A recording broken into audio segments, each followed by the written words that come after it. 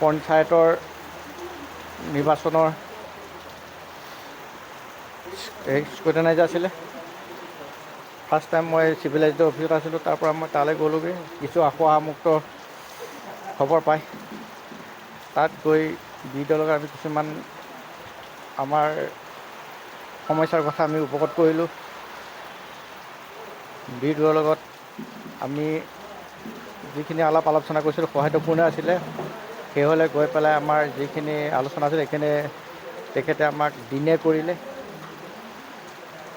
আৰু ইতিমধ্যে লিষ্টখিনি ওলাবৰ কাৰণে আমি বাট চাই ৰৈ আছিলোঁ। তেনেকুৱাতে এটা চান্সিত আৰু ঘণ্টা লাগিছে আৰু তেনেকুৱাতে আমি বাহিৰত বহি মানে চোতালৰ ইয়াতে আছিলোঁ। তেনেকুৱাতে পূৰ্ণেশ্বৰ বৰা, ভাস্কৰ মুদৈ সমন্বিতে 6-7মান ল'ৰা আহিছে। সেইকেইজন কোন আছিলে, কোন প্ৰাৰ্থী আছিল? এটা বিজেপি প্ৰাৰ্থী আছিলে।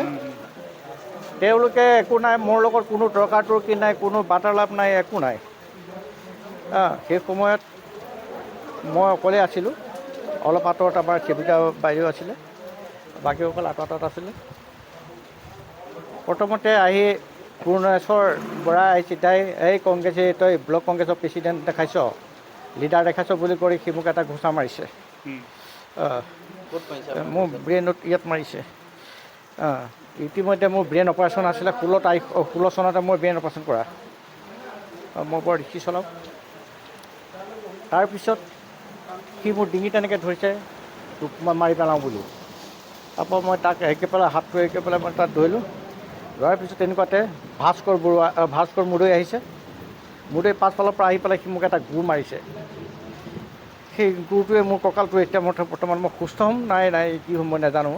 আপুনি থানাত এজাহাৰ দাখিল কৰিছোঁ। পুলিচে কি কৈছে এতিয়া? পুলিচে কৈছে আমি তদন্ত কৰিম।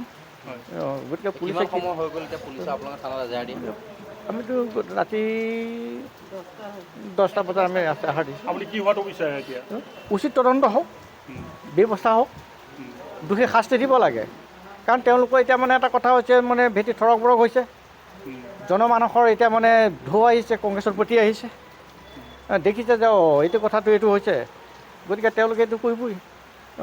আমি গণতান্ত্ৰিক প্ৰক্ৰিয়াৰে আমি আমাৰ নিৰ্বাচনটো হোৱাটো বিচাৰিছিলোঁ। তেওঁলোকে দুষ্ট দগাবাইজ ধন বল বাহুবল সকলোবিলাক তেওঁলোকে প্ৰয়োগ কৰি পেলাই তেওঁলোকে আমাৰ জনসাধাৰণক ভীতিগ্ৰস্ত কৰিছে।